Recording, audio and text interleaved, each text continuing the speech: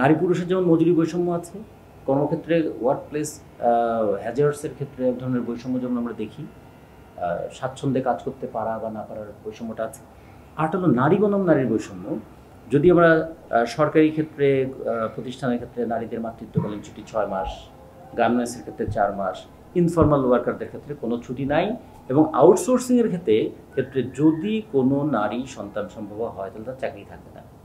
যে কারণে সে প্রথমত সন্তান নিতে ভয় পায়, দ্বিতীয়ত সে সন্তান নেওয়ার ক্ষেত্রে এই সিদ্ধান্ত নিয়েই সন্তান নেয় যে তার চাকরিটা থাকবে না। ফলে এই যে নারী বনাম নারী, মাতৃত্ব যদি বলে আমাদের জন্মের জন্য সবচেয়ে গুরুত্বপূর্ণ বিষয়, যে আমরা যদি জন্মই গ্রহণ না করতে পারতাম তাহলে তার এখানে কথা বলতে পারতাম না। কিন্তু এই জন্মের জন্য যার কাছে আমরা ঋণী, সেই মানুষটাকে প্রতি মুহূর্তে আতঙ্কে থাকতে হয় যে সন্তান ধারণ করাটা কি তার জন্য অপরাধ। এই জায়গাটা আমরা একটা করতে চেয়েছি যে মাতৃত্বকালীন ছুটির ক্ষেত্রে কোনো বৈষম্য করা যাবে না।